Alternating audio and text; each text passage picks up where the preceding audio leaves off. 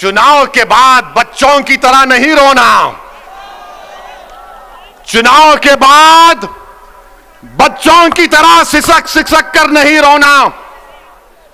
मैंने ये फैसला किया और फिर कह रहा हूं, हमने ये कहा कि हम कांग्रेस और बीजेपी को छोड़कर किसी से भी अलायंस करने के लिए तैयार हैं।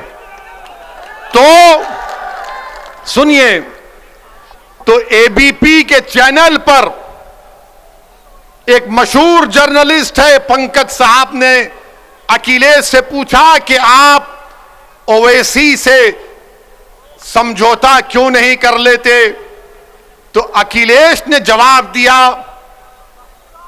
कि ओवैसी पर बहुत से इल्जाम लगते हैं।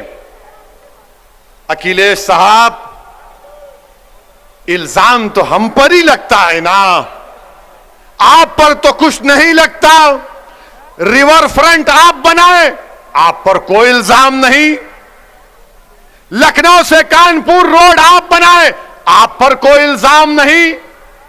आपने सब कुछ किया, आपके 10-10 उंगलियां घी में थी, मगर आजम पर इल्जाम लगा बकरी चोरी का और भैंस चोरी का। यह इल्जाम सिर्फ हम पर लगता है, यह 60 साल से हम पर इल्जाम लग रहा है। कभी आतंकवाद का, कभी फिरका परस्ती का, कभी पुलिस को मारने का, तो कभी किसी और इल्जाम का। अखिलेश यादव साहब, इल्जाम तो भारत के मुसलमानों के मुकद्दर का हिस्सा बन चुका है। अब हम इल्जामात की फिक्र नहीं करेंगे। सुन लो अखिलेश यादव, मुझे तुमसे कोई सर्टिफिकेट की जरूरत नहीं है। मैं इस जनता के दरमियान में जाकर अपनी दिल की बात करूंगा और इनके दिल को जीतूंगा और इनसे वोट का मुतालबा करूंगा। तुम क्या दोगे? तुम 11% यादव हो, हम 19% मुसलमान हैं। अगर तुम मुख्यमंत्री बने और जनाब मुलायम सिंह बने तो मुसलमानों के वोट की खैरात से बने। तुम याद रखो इस बात को। हम पर इल्जाम, अरे हमारे पे कुछ इल्जाम लगा, हमारी तारीख गवाह है, हमारी नबी की सीरत की किताबें पुकार पुकार कर कह रही हैं कि जिस पर इल्जाम लगता है अल्लाह उसको कामयाब करता और करेगा इंशाअल्लाह ताला। इल्जाम है, कोई बात नहीं है, मगर याद रखो, चुनाव के बाद बच्चों की तरह नहीं रोना। चुनाव के बाद बच्चों की तरह सिसक सिसक कर नहीं रोना। हम तो रोते हैं अपने रब के सामने हाथ उठाकर।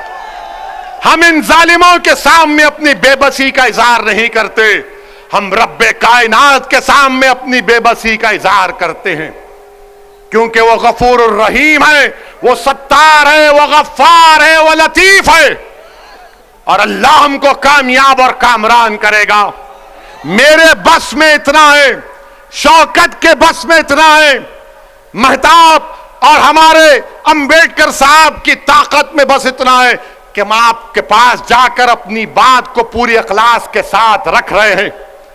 दिलों में मोहब्बत डालने वाले का काम तो अल्लाह का है, दिलों को मोड़ने का काम तो अल्लाह का है। मैं तो बार बार कह रहा हूं कि अपने दिल पर हाथ रखकर मैंने आज आधे घंटे 40 मिनट में जो कुछ कहा, सोचो आप।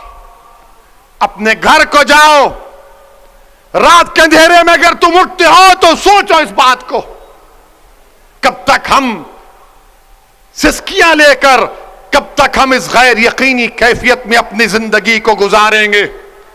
भारत की जमहूरियत, अंबेडकर का बना हुआ संविधान हमको इस बात की इजाजत देता है कि हम सियासत में अपने नेता को अपनी हिस्सेदारी की बात करें, हिस्सेदारी के हिस्सा लें और अपनी क़यादत को, सियासी लीडरशिप को बनाएं। इससे भारत मजबूत होगा, इससे भारत का संविधान मजबूत होगा। यही चंद गुजारिशात मैं आप तक कहने के लिए आया हूं। आपसे सिर्फ गुजारिश करूंगा कि अगर आप हमारा साथ दें, अल्लाह आपको सलामत रखे। अगर आप नहीं देना चाहते तो अल्लाह तब भी आपको सलामत रखे। मगर मेरी इस बात को याद रखो, मेरी इस बात को याद रखो कि कहीं 60 साल के बाद कोई एक और दीवाना आकर मेरी ही जबान में इन आने वाले बच्चों से ना कह दे जो कल बूढ़े हो जाएंगे कि तुमको तुम्हारा हिस्सा नहीं मिला। हिस्सा उसी वक्त मिलेगा जब आप उठ खड़े होंगे, सियासी क़यादत बनाएंगे, अपने वोट से अपनी पार्टी को कामयाब करेंगे। जिस तरह ठाकुरों ने योगी को मान लिया, जिस तरह पिछड़ा वर्ग ने मोदी को अपना लिया, जिस तरह दलितों ने आज बहन जी और चंद्रशेखर आजाद को अपना नेता मानते हैं। आओ मुसलमानों, तुम मुझे नहीं तो खुद नेता बन जाओ, मैं तुम्हारे साथ ठहरने के लिए तैयार हूं।